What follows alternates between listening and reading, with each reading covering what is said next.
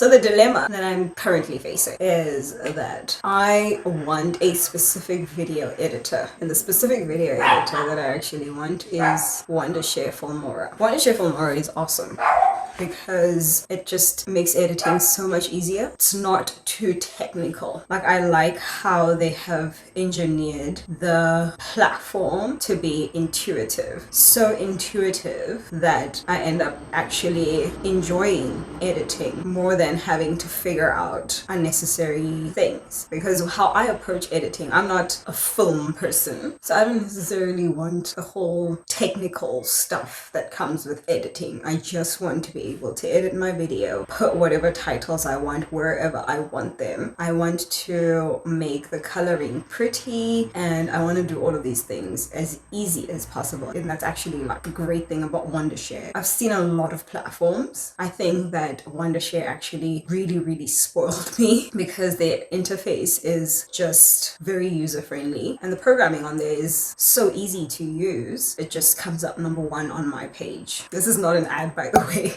It's just how I genuinely feel about Wondershare Filmora. But I think that it's actually different from the Pro X or whatever other platform that they have. So I like the standard one where they've kind of like pre-done the actual editing for you, and then you just have to, you know, make a few little tweaks here and there. That actually really makes me enjoy editing my videos. But now the dilemma that I'm facing is that I have iMovie that comes with this situation.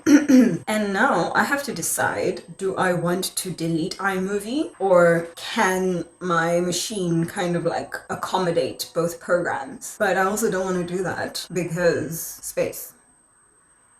I mean, I have a hard drive where I keep all of my footage, I keep all of the storage heavy stuff. I also need my machine to function optimally. That brings the question, do I delete iMovie and install Wondershare, or do I just keep iMovie? But then I started tripping. I started tripping on, if I delete iMovie, what's gonna happen to my computer? Is it gonna start functioning weirdly or whatever? And then I was like, you know what, it's an app. It's just like a random app that just happens to come with the computer. So even if I uninstall it, I'm sure the computer is going to work fine. It's not like a MacBook software thing that if you delete it, your computer starts malfunctioning or whatever. And then I decided I'm going to Google the thing. People were also asking this same question, because you know that section of Google where it's like people also ask, someone was asking, is it okay to delete iMovie from my Mac? The response on there is, iMovie is Apple's video editing application for home movies and trailers. It's tightly integrated with Mac OS and with iCloud and iOS. However, you can safely remove it because it doesn't have the built-in protection of stick apps like Mail, Contacts, and Photos, which is great. It's great. It's confirmation for me. And so then someone else asked, will deleting iMovie delete my videos? And the answer was, you can still view videos if you delete the iMovie app from your iPhone.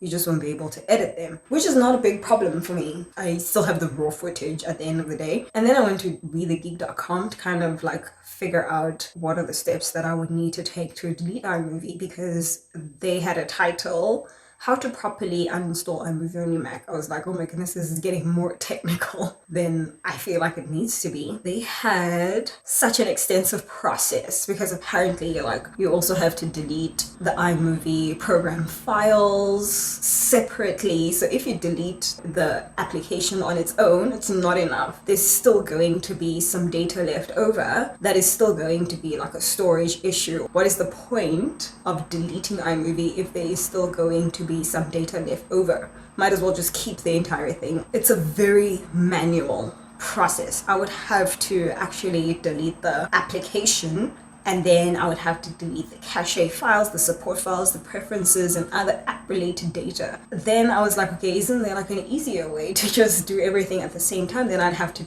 download something else. And then I was like, you know what, this is becoming way too much effort. And then I was left with one more decision to make. Should I just keep iMovie and make the most of it? And then that's what I decided to do.